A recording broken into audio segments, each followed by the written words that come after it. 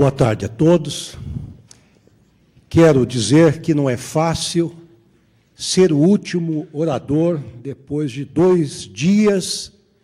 em que compareceram à tribuna oradores tão brilhantes como os que vejo aqui nessa lista e como aqueles que eu acabo de testemunhar.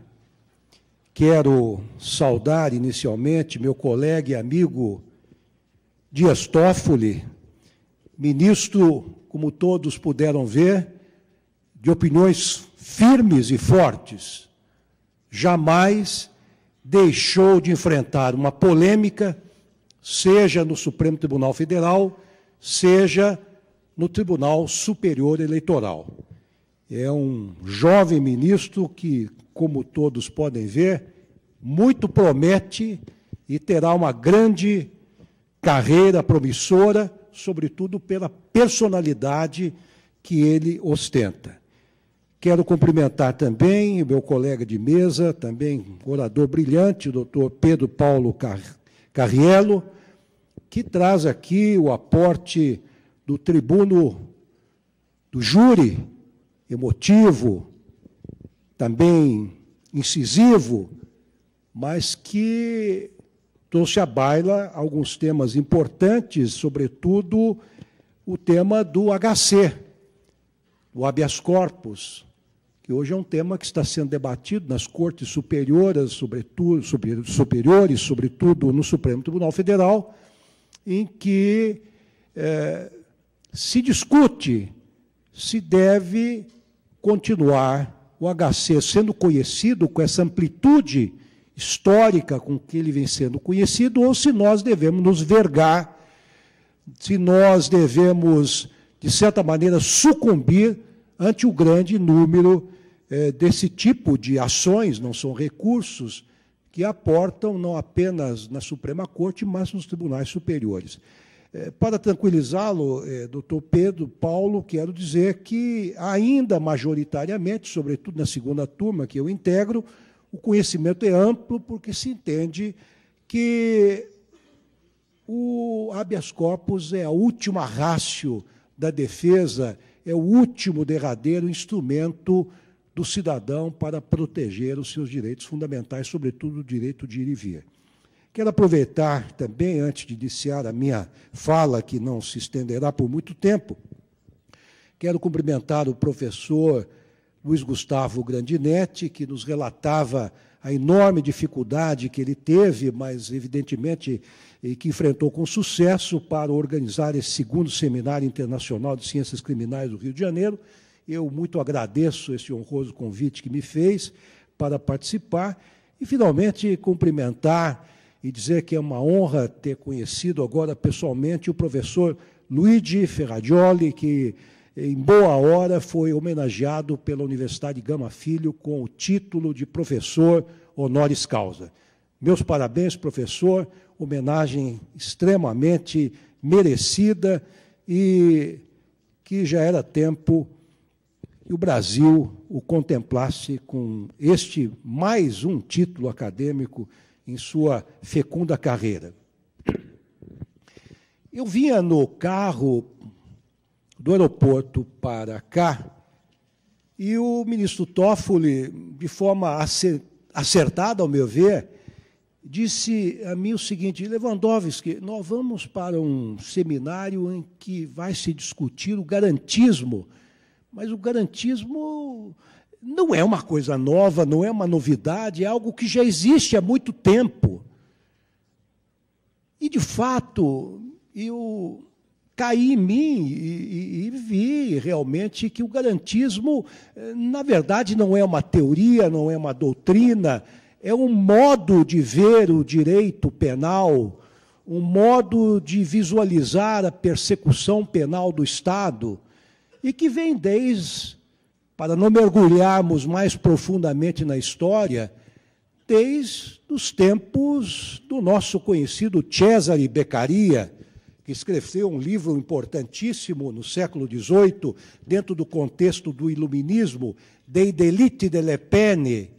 em que ele justamente levantava essa necessidade de que a resposta penal do Estado deveria ser proporcional à ofensa, à lesão social praticada pelo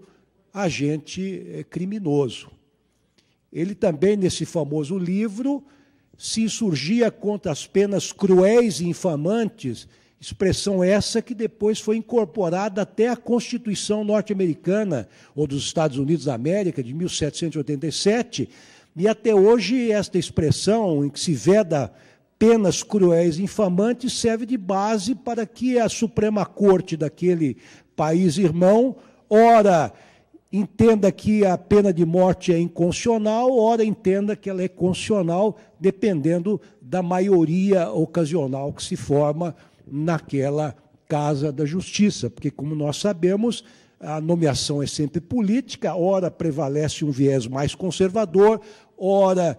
prevalece um viés mais progressista, dependendo a origem da nomeação, se vinda do Partido Republicano ou se vinda do Partido Democrata.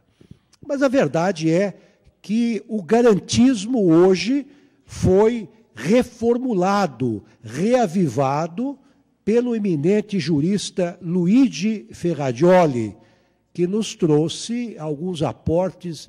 muito interessantes com relação a este viés, como eu disse, esse modo de encararmos, de um lado, a persecução penal do Estado e, de outro lado, a defesa dos direitos fundamentais. Eu penso que o garantismo, eu sei que isto foi discutido ao longo de 2 dias, o garantismo nada mais é do que empreender aquele que aplica o direito penal, empreender o máximo de respeito aos direitos e garantias fundamentais que são afiançadas aos cidadãos nos respectivos ordenamentos legais, de um lado. E, de outro lado, também, seguindo uma tradição que vem de Cesare, de Beccaria, é fazer com que a resposta penal do Estado seja proporcional à lesão social produzida pelo agente criminoso. Mas uma das questões que me parece extremamente importante e que foi trazida pelo professor Luigi Ferrajoli e discutida em várias obras, mas, sobretudo, na mais conhecida dele, Direito e Razão, que foi aqui trazida à baila também em boa hora pelo doutor Pedro Paulo Carriello,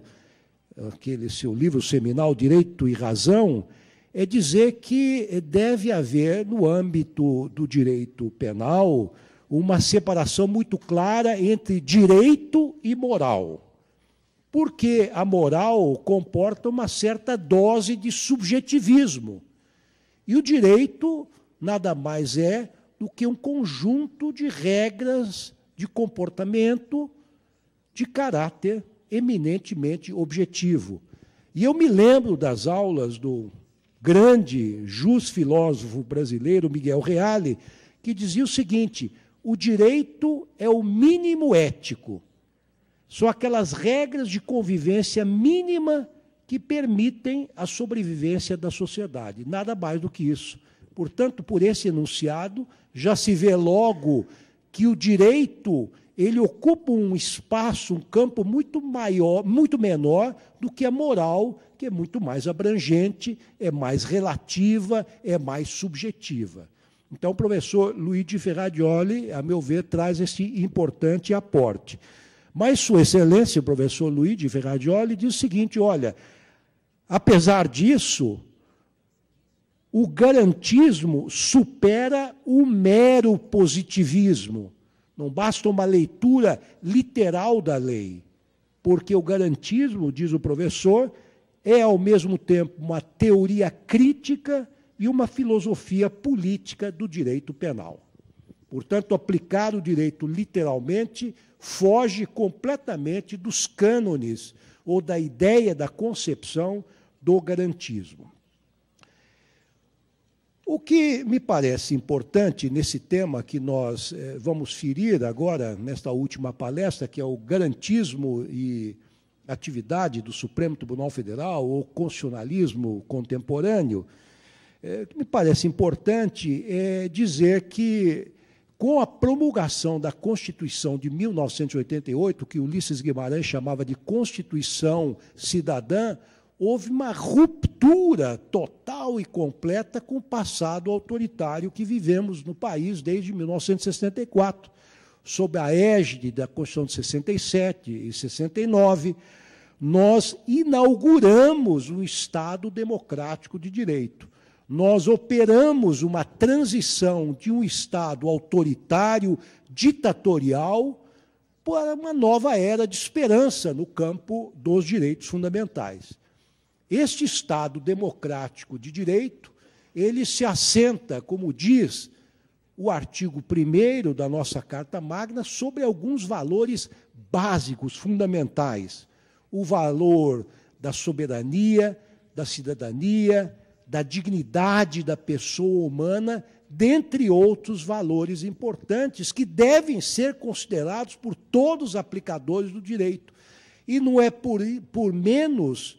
que justamente esses valores estão consignados logo no artigo 1º da nossa Carta Magna, na porta de entrada, como que a significar que toda a interpretação, não só da Constituição, mas também da legislação ordinária, da legislação infraconstitucional, deve se dar a partir desta perspectiva hermenêutica, que é a perspectiva dos direitos fundamentais, que estão arrolados exaustivamente no artigo 5º da nossa Constituição, e que, aliás, trazem implicitamente um princípio dos mais importantes que hoje rege a hermenêutica constitucional moderna no que diz respeito aos direitos e garantias fundamentais, que é a proibição do retrocesso. Ou seja, nem o juiz, nem o administrador, e muito menos o legislador, podem, em termos de direitos humanos, retroceder no tempo ou retirar do cidadão algo que integra o seu patrimônio de direitos e garantias fundamentais. Os constituintes de 88 fizeram mais do que isso. Eles construíram um Supremo Tribunal Federal e um judiciário, de modo geral, autônomo e capacitado para dar concreção, como foi dito aqui, a esses direitos e garantias fundamentais e intervir de forma mais eficaz na realidade social. E, além disso, colocaram à disposição da cidadania, de modo geral, que se vê a braços com aquilo que o sociólogo português Boaventura Sousa Santos chamou de explosão de litigiosidade, um conjunto de instrumentos processuais para efetivar o direito. Daí, de certa maneira, a crise do Poder Judiciário, que se vê a braços hoje com mais de 90 milhões de processos em tramitação, segundo os últimos dados do CNJ, do Conselho Nacional de Justiça, para apenas 18 mil juízes brasileiros, nos mais diversos ramos, o juiz estadual, o juiz federal, juiz do trabalho, juiz eleitoral, juiz militar, etc., quase que uma missão impossível. Mas nós haveremos de encontrar caminhos para dar vazão a essa litigiosidade contida que, de repente, se rompe qual um dique rompido de uma represa dos cidadãos em busca dos direitos em face do Poder Judiciário. E o Supremo Tribunal Federal não se furtou esta missão de guardião da Constituição, de supremo guardião da Constituição, e gradualmente vai assumindo um espaço de modo a interpretar a legislação infraconstitucional e a própria Constituição à luz dos valores e princípios fundamentais sobre os quais ela se assenta. E passa, então, não apenas o Poder Judiciário, mas o próprio, não apenas o Supremo Tribunal Federal, mas o próprio Poder Judiciário ser acusado de um ativismo judicial. Numa perspectiva negativa, evidentemente, segundo os críticos, mas que eu prefiro chamar de um protagonismo judicial. Isso porque o Poder Judiciário, de modo geral, e o Supremo Tribunal Federal, em particular, ele passa a atuar em situações críticas quando há um impasse, seja no Poder Legislativo, seja no Poder Executivo, quando esses dois poderes, pelas mais variadas razões, não conseguem chegar a uma solução de consenso. Então, vem o Supremo Tribunal Federal e dá a solução para os vários temas que lhes são submetidos e que, de certa maneira, não podem ser resolvidos adequadamente pelo Legislativo, seja em função do enorme número de partidos políticos que temos hoje no Brasil, 25 no Congresso, atuando, 32 aprovados já, inclusive agora pelo TSE, e o ministro Toffoli tem trabalhado nessa questão, inclusive com uma visão crítica, e o Supremo Tribunal Federal tem resolvido, e o Executivo, de outro lado, também paralisado pelo seu gigantismo, pela crise econômica internacional, que também encontra reverberação no Brasil, e o Supremo, com 6 votos, resolve qualquer questão que lhe é submetida, e tem que resolver, porque nós temos aqui no Brasil e também em outros países democráticos o princípio de que o Estado não pode negar-se à prestação judicional. Colocado o pleito, o judiciário tem que decidir. E assim nós decidimos, por exemplo, a questão dos direitos dos casais homoafetivos, a questão das cotas raciais nas universidades, a questão da greve dos servidores públicos, das pesquisas com células-tronco embrionárias humanas, o Estatuto das Terras Indígenas, a questão da fidelidade partidária e vários outros assuntos polêmicos, mas que não conseguem ser resolvidos nos foros próprios, sobretudo no Parlamento, e vêm para o Judiciário, e nós somos quase que obrigados a resolver esses temas, sempre à luz dos valores e princípios maiores da Constituição. Na área criminal, e agora já adentrando ao tema, o Supremo Tribunal Federal passou a constituir também um importante bastião, uma importante fortaleza de resistência contra a exploração midiática do sentimento de medo e de insegurança da população, que estimula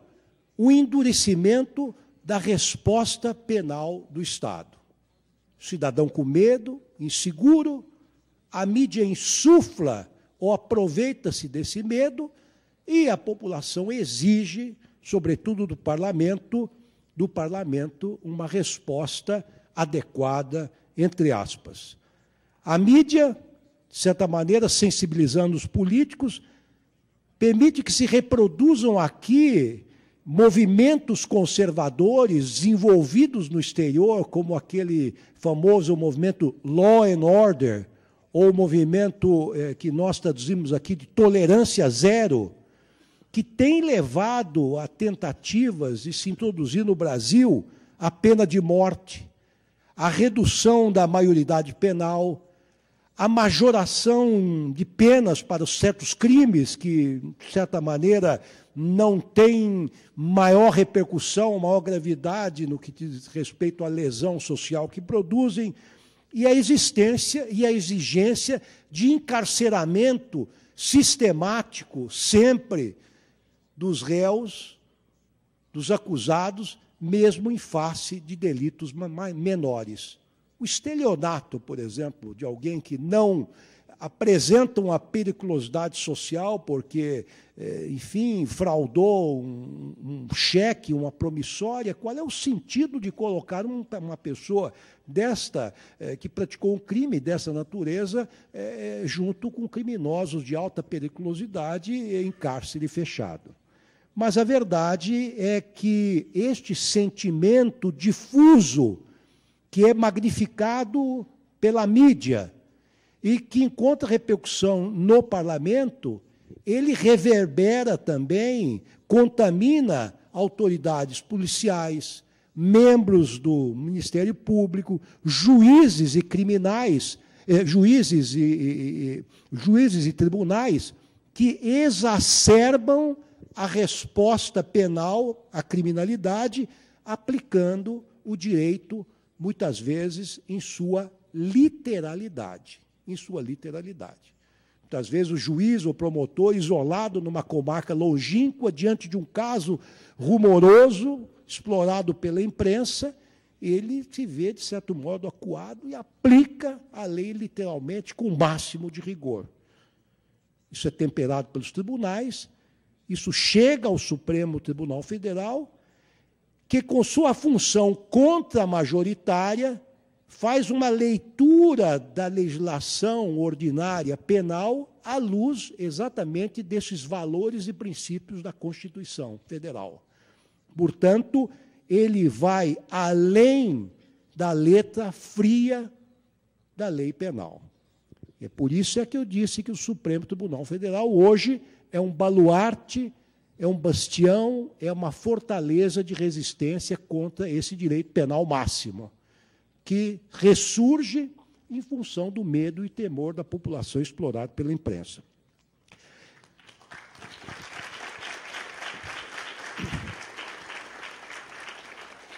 E o Supremo faz isto, sobretudo, por meio de dois instrumentos importantes. O primeiro deles é o habeas corpus, em boa hora defendido aqui pelo nosso eminente defensor público, pelo ministro Toffoli, que está com o serviço absolutamente em dia nesta área. Ele concede ou indefere as liminares num prazo rapidíssimo, 24, 48 horas, mas que o Supremo tem conhecido desses habeas corpus com a maior largueza possível, pelo menos até este momento, porque é um dos remédios constitucionais mais importantes para a defesa desse bem maior, que é a liberdade de ir e vir do cidadão. Além dos habeas corpus amplamente conhecidos pela Suprema Corte, hoje ela tem mais um instrumento importante, que são as súmulas vinculantes, introduzidas pela Emenda Constitucional 45 de 2004. As súmulas vinculantes são decisões reiteradas, tomadas em matéria constitucional, que são transformadas em pequenos enunciados que vinculam hoje não apenas a administração pública, o executivo, portanto, mas também todo o judiciário. Não vincula o parlamento, porque o parlamento é soberano, ele pode mudar até a própria Constituição. Mas a verdade é que é um instrumento muito importante para estabelecer paradigmas nos mais distintos campos e, sobretudo, no campo do direito penal. E aí eu me permito, minhas senhoras e meus senhores, fazer menção a duas súmulas importantes, a súmula de número 11 e a súmula de número 14. A primeira delas, a de número 11, ela, em nome do princípio da dignidade da pessoa humana, disciplina e limita o uso das algemas. Até então, até a edição dessa súmula, usadas de forma absolutamente indiscriminada. O seu emprego hoje, pela súmula 11, só é permitida nos casos de resistência ou fundado receio de fuga ou de perigo à integridade física daquele que é conduzido ou de algum terceiro. A outra súmula, a súmula número 14, ela se baseia no princípio constitucional da ampla defesa e da publicidade dos atos estatais. O que diz essa súmula 14? Ela garante à pessoa investigada ou ao seu representante legal o amplo acesso a todos os elementos de prova documentados em qualquer procedimento que esteja ou tivesse sido instaurado, ou tenha sido instaurado contra esta mesma pessoa. Inicialmente, a ideia nossa é que isto se restringisse aos inquéritos policiais, mas hoje se deu uma compreensão ampla em qualquer investigação que se faça contra o cidadão, seja no âmbito administrativo, parlamentar ou, enfim, acadêmico. Tudo aquilo que estiver nos autos pode ser acessado por aquele que é objeto da investigação. É um grande avanço. No campo jurisdicional, propriamente dito, o Supremo Tribunal avançou também bastante. O ministro Toffoli trouxe aqui algumas alguns exemplos desses avanços e fez algo que eu não farei. Ele trouxe alguns exemplos da Corte Eleitoral, onde ele judica com muita proficiência. Mas eu queria lembrar que, numa decisão muito importante, tomada no HC 87.585, a Corte entendeu que a prisão do depositário infiel era inconstitucional. Por quê? Porque disse-se naquele HC que prevalecia entre nós a regra do Pacto de São José da Costa Rica, aquele pacto interamericano de proteção dos direitos fundamentais, que o Brasil adotou e internalizou, que proíbe a prisão civil por dívidas. Então, considerou-se, naquele momento, que os tratados internacionais subscritos pelo Brasil tinham não um status, uma hierarquia constitucional, como queria o ministro Celso de Mello, mas um status de supralegalidade. Estavam entre a Constituição e acima e as normas ordinárias. Portanto, encontravam-se acima das normas ordinárias, e isto já foi, a meu ver, um enorme avanço, mas a verdade é que se caminha para eliminar totalmente a prisão civil por dívidas, quaisquer que sejam elas, em nosso país, a partir deste pronunciamento paradigmático. Uma outra linha de pronunciamentos diz respeito ao chamado princípio da insignificância em matéria penal. Como eu lhes disse, dentro da perspectiva garantista, se situa exatamente essa concepção de que a resposta penal do Estado tem que ser proporcional à lesão praticada pelo agente. Então, há determinados comportamentos que são insignificantes do ponto de vista penal. Então, emerge assim o princípio da insignificância, ou chamado delito de bagatela. E, então, para o Supremo Tribunal Federal, ele repete sempre aquela máxima, velha máxima romana, o brocardo jurídico romano, de minimis non curat praetor, ou seja, o juiz não lida com pequenas coisas, com bagatelas, o juiz só lida com grandes questões. Então, o Supremo tem afirmado em várias decisões, sobretudo a partir de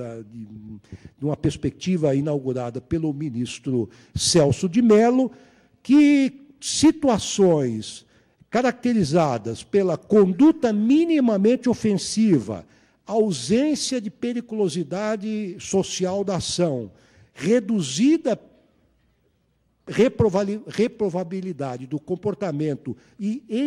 inexpressividade da lesão jurídica, estes comportamentos não são objetos, ou não pode ser objeto de persecução penal. Pode ser, eventualmente, objeto de outra área do direito, de uma indenização no plano civil, ou de uma sanção no plano administrativo, mas não comportam uma resposta penal do Estado. Não quero me alongar muito, mas eu acho importante para mim dizer que o Supremo Tribunal, instado mediante vários habeas corpus, ele elaborou uma verdadeira doutrina das CPIs, das comissões parlamentares de inquérito, estabelecendo regras que devem conter, digamos assim, os arroubos desta ação investigatória parlamentar, muitas vezes contaminada pelo, digamos assim, entusiasmo político dos investigadores. E um dos grandes dogmas que se afirmou, que o Supremo Tribunal afirmou ao longo de várias decisões, é o direito de os investigados permanecerem em silêncio perante as CPIs, de modo a evitar a autoincriminação. Então, hoje, nós já temos até uma chapa, quando entra um HC de alguém que está sendo objeto de uma CPI, ele nem logo ingressa com habeas corpus e ele obtém de nós o direito de ficar em silêncio para não se autoincriminar. Outro aspecto muito importante, eu testemunhei várias ações em que o ministro Toffoli se pronunciou nesse sentido, é de que na área tributária penal o Supremo não admite que se inicie a persecução penal antes de encerrada a fase da constituição administrativa do crédito tributário. Isso tem lógica, é importante, porque muitas vezes, e no passado era assim, o fisco ingressava com uma cobrança administrativa de um tributo qualquer. E, ao mesmo tempo, representava o Ministério Público, que ingressava com uma ação penal. A ação penal, muitas vezes, caminhava mais rapidamente e, eventualmente, o indiciado e depois réu era condenado e, ao fim e ao cabo do processo administrativo fiscal com os vários recursos, constatava-se que ele nada devia ao fisco. Então, hoje, o Supremo Tribunal Federal exige, não, primeiro tem que estar constituído o crédito tributário. Deve haver um trânsito em julgado, digamos assim, entre aspas, na área administrativa, para só então o Ministério Público, se for o caso, ingressar com ação penal. Houve um outro caso muito interessante, mas isto foi numa ação, numa DPF, uma ação de descumprimento de preceito fundamental, de número 54, relatado pelo ministro Marco Aurélio, em que o Supremo, vejam, quase que numa atividade legislativa, ele incluiu uma nova excludente de ilicitude no universo jurídico, justamente no caso dos abortos anencéfalos, dos abortos de fetos anencéfalos. Uma grande discussão,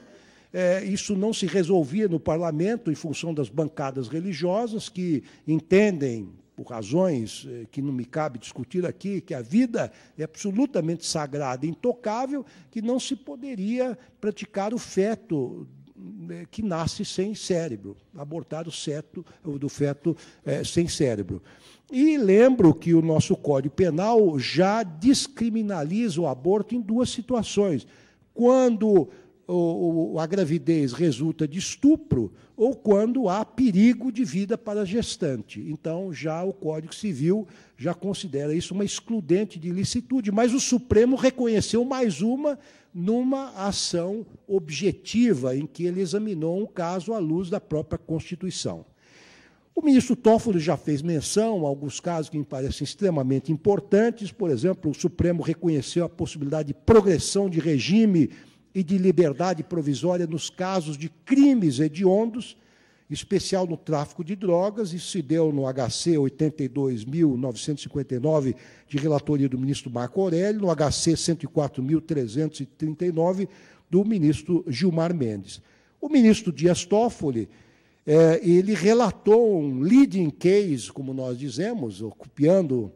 da terminologia anglo-saxônica, um caso paradigmático, que foi exatamente no HC 111.840, em que Sua Excelência o ministro Toffoli afastou a obrigatoriedade de fixação do regime inicial fechado no caso de crimes hediondos, deixando isto ao prudente arbítrio dos juízes. Então, a Constituição, a lei dos crimes hediondos estabelecia que, necessariamente, o regime teria que ser fechado e cumprido integralmente nesta situação. Outro exemplo interessante também no HC, o HC de número 97.256, foi relatado pelo ministro Aires Brito, recém-aposentado, foi considerar inconstitucional a vedação da conversão da pena privativa de liberdade em restritiva de direitos no caso de tráfico de drogas, quando a condenação era inferior a 4 anos. E isto se dá, é uma possibilidade que se abre no caso de crimes comuns. Mas a lei ordinária dizia, não, quando se trata de tráfico de drogas, crime hediondo, não é possível esta conversão. Retirando-se do juiz essa possibilidade, examinando o caso concreto, atenuar a rigidez da lei penal, e, de outro lado, aplicar exatamente o princípio magno referido pelo ministro Toffoli, que é o princípio da individualização da pena, esculpido na nossa Constituição, no capítulo dos direitos e garantias fundamentais. Eu, de minha relatoria, e permitam-me trazer também à baila um exemplo de um caso que eu relatei, foi na ação direta de inconstitucionalidade 3.112, em que se discutia o Estatuto do Desarmamento. Várias entidades favoráveis ao porte de arma queriam considerar inconstitucional esse Estatuto do Desarmamento, que até hoje está em vigor. Ele, de modo geral, foi considerado constitucional com algumas ressalvas. Eu, por exemplo, reconheci a inconstitucionalidade, e nisto foi acompanhado pelo plenário, da impossibilidade ou da proibição da concessão de liberdade provisória nos casos de uso de porte ou uso ilegal de arma proibida ou de uso restrito, do comércio ilegal de arma de fogo ou de tráfico internacional de drogas. Então, o Supremo, a partir do meu voto, entendeu que a vedação da liberdade provisória, neste caso, feriria, de um lado, o princípio da não culpabilidade, ou da presunção de inocência, já trazido à colação pelo nosso defensor público, e, de outro lado, também um princípio implícito na Constituição que veda a prisão ex lege, ou diretamente da lei. O legislativo ou o legislador não pode determinar a prisão em abstrato de quem quer que seja. Quem faz isto, e essa é uma determinação constitucional, é o juiz e de forma fundamentada sob pena de anulação do decreto de prisão, e que nós fazemos isto quase que diariamente em nossa atividade no Supremo Tribunal Federal. Isto, evidentemente, sem prejuízo do juiz decretar, se quiser, de forma fundamentada, a prisão preventiva nos termos do artigo 312 do Código de Processo Penal.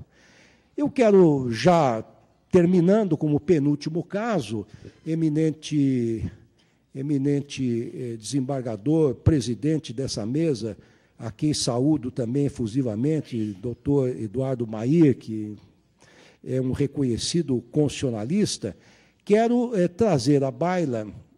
dois casos, um que refiro de memória, que diz respeito à lei das contravenções penais. O nosso defensor público estava preocupado, e com muita razão, da prevalência dessa lei de contravenção penal, e trata dos delitos anões, como diziam os antigos doutrinadores, que hoje foi, de certa maneira, reavivada. Eu me lembro, talvez o ministro Toffoli possa me ajudar aqui a rememorar, na semana retrasada, o Supremo, no habeas corpus que foi levado ao plenário, das turmas ao plenário, afetado ao plenário, como se diz, considerou inconstitucional o, salvo engano, o artigo 25 da Lei das Contravenções Penais, que determinava a prisão de qualquer cidadão que portasse uma gazua, uma chave de fenda, uma chave falsa, e que estivesse desempregado ou que fosse reincidente em crime qualquer, ou tivesse um antecedente num crime qualquer. O Supremo Tribunal declarou incidentalmente inconstitucional, retirou do universo jurídico este dispositivo da Lei das Contravenções, por dois motivos. Primeiramente, porque tratava de forma desigual os cidadãos. Quer dizer, alguém carente do ponto de vista econômico, ou que, porventura, tivesse tido a infelicidade de ter envolvimento com a justiça penal, ele seria tratado de forma desigual como um cidadão com outras condições. E, de outro lado, e esse foi um argumento que eu trouxe, eu lembrei que a Lei das Contravenções Penais é de 1940, foi editado sob a égide da chamada Constituição, ou da Carta Polaca, que inaugurou o Estado Novo no Brasil, e foi baixado por um decreto-lei de Getúlio Vargas, quando nem se cogitava de Constituição e muito menos de direitos fundamentais. E quando a verdadeira Constituição, segundo muitos doutrinadores, era, na verdade, o Código Civil, que protegia fundamentalmente, o Código Civil de 1916, a propriedade privada. Então, este dispositivo da Lei das Contravenções Penais era um dispositivo que, na verdade, muito mais do que proteger a liberdade do cidadão, garantir os direitos fundamentais do cidadão, garantia a propriedade da sociedade de modo geral. Em outro caso também, no HC 115.046, de que eu fui relator,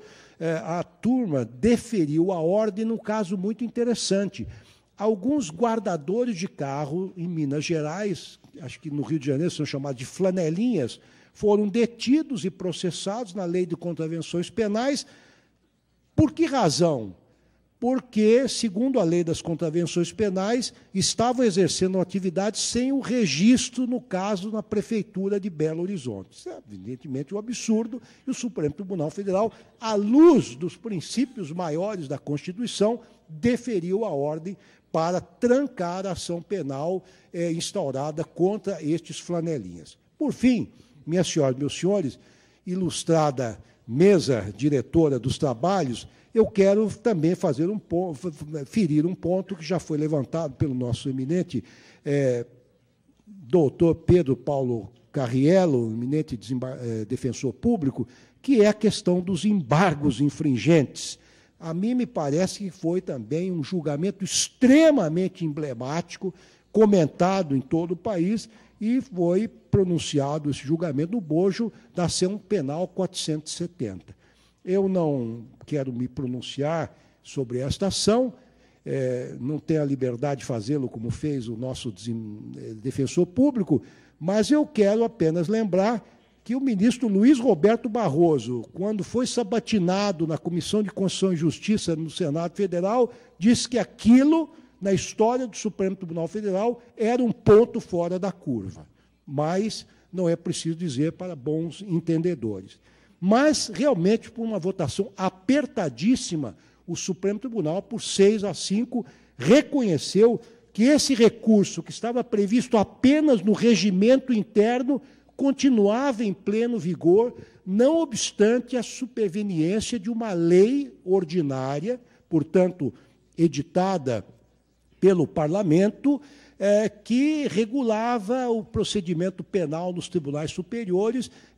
embora essa lei não tivesse feito menção a esse recurso. O Supremo Tribunal entendeu, sobretudo pelas palavras do eminente ministro Celso de Mello, que, em razão do princípio da ampla defesa e do contraditório, e também tendo em conta o fato de que os réus não poderiam ser surpreendidos com a supressão de um recurso expressamente previsto no regimento interno, na lei interna da Corte, estes embargos infringentes deveriam ser tidos como rígidos e existentes para todos os efeitos. Então, estes são, minhas senhoras e meus senhores, meus prezados colegas, professores e integrantes da mesa, esses são alguns exemplos da perspectiva garantista adotada hoje pelo Supremo Tribunal Federal. Postura essa, diga-se, que o Supremo sempre adotou desde a sua fundação. Muito obrigado.